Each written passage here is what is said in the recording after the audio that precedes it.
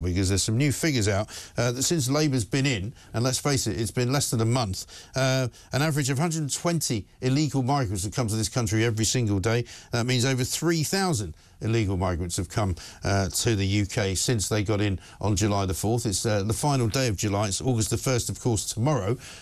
Robert, a very good morning to you. It doesn't look as though the gangs are being smashed. It doesn't look as though the boats are being stopped. It doesn't look as though anything's changed, really. Morning, Mike. No, it doesn't at all, and I think we're fast reaching the point where this needs to be described as it is, which is a huge, huge crisis on our southern border. Yeah. You're absolutely right that the gangs have been put front and centre by the Labour Party in their plan to stop this crisis, but we don't seem to be seeing any indication that this actually is working. There was an individual arrested yesterday, I believe it was, for leading one of these boats across the channel and was ultimately responsible, sadly, for a woman's death in the channel. But having been reprimanded down in Kent, he's now been released on bail, which I think says a lot about the situation that we're in. That, right, you know, we're talking tough about clamping down on these gangs, but yet when we do finally manage to get our hands on these individuals, they're given a light touch and not remanded in custody. Right. And frankly, the fact that he's been released is indicative of the fact that the Labour Party neither care here nor there what happens down there in Kent. And I think without a much stronger approach on this and without a huge gear shift, we are going to see this problem worsen and worsen. Yeah. Oh, there's no question about that. I mean, we saw that only this week, did we not, a piece of footage of some people on a dinghy going through a sort of canal-looking area, because apparently now they've got what they call taxi boats, where they'll send a boat out without very many people on it, so that the authorities don't really pay much attention to it, and then they'll sort of turn around into the next bay and pick up some new migrants who, at the turn of asking, somebody was shouting out, "This is for Rishi Sunak." Well, exactly, and it shows that these people smugglers will always find a way to meet that demand, to facilitate that demand, and it's actually terrifying that the Labour government don't seem to have clocked that the crisis isn't actually those that are profiting from the demand, but it's those that are wanting to make the journey in the first place.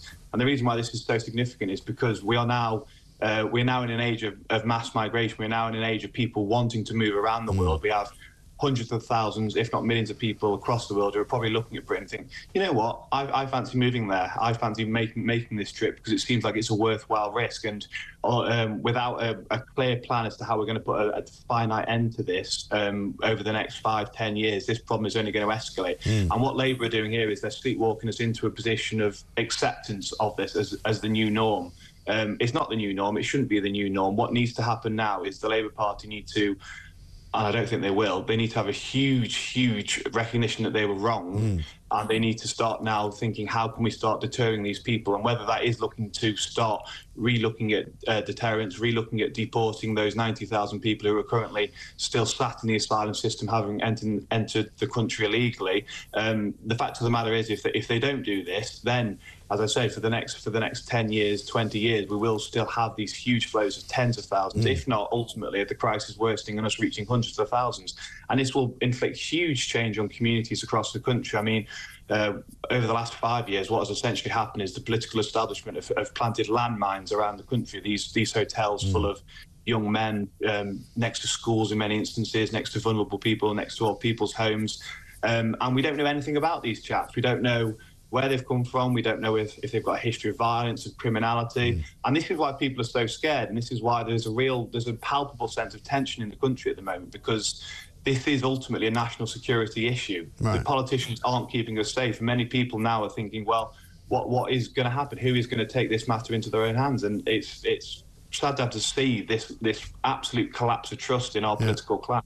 Absolutely right. And I mean, seen as well from last night's perspective, not just because of what was happening in Southport, but just at Southend-on-Sea. I don't know if you saw the footage from there, but it started quite early on Tuesday evening. There was some youths, for want of a better phrase, I suppose, calling them, fighting with machetes along the promenade of the seafront of Southend-on-Sea. You know, a place which was normally a quite happy sort of holiday destination. It ended up being quite a big sort of collection of disorder. Ambulances were called, police had to issue a dispersal order, people were fighting with one another. You know, it's not clear why that happened, but what I could tell you is that, you know, that's the kind of thing that we haven't seen in recent years for no reason. Well, sadly, we're getting used to it, though, aren't we? Obviously, we've seen incidents in Leeds in recent weeks. Yeah. We've seen incidences outside of Rochdale. We've seen sheer contempt for law and order, and there is a general sense now across the country that we are just descending into an absolute chaos. And I would argue that a lack of faith in politicians, either because they haven't dealt with the illegal crossings, or the fact that they haven't done anything to tackle legal mass migration as well, has led people to think that, you know, this society that I'm going to be leaving for my children and grandchildren is on death's door. And I really, really struggle to see how Labour's policy proposals and policy positions and cooperation with Europe and things like that does anything to really calm these tensions, because the fact of the matter is that it is our gift to ourselves to actually to actually solve this issue and to actually clamp down on the illegal migration crisis at the very least. And I feel like, you know, a strong, resolute policy position on this would do something to kind of take the sting out of society at the moment, because there is a palpable sense of things not working. And, you know, if we can't even look after our own borders, I think that sense is not misplaced, because frankly we can't have a situation where tens of thousands of people are coming across the country illegally and still call ourselves a properly functioning state. No, exactly right, Robert. You've absolutely hit the nail on the head, I think. Robert, thank you very much indeed. Robert Bates there, Research Director at the Centre for Migration Control. At the heart of a lot of anger in this country, I don't think there's any doubt about it, is the completely and utterly lawlessness at the border. The border is completely and utterly see-through. There isn't a border, basically. You can come in, even if you come in to an airport, you can claim asylum, and there's a pretty good chance that you'll stay for the rest of time.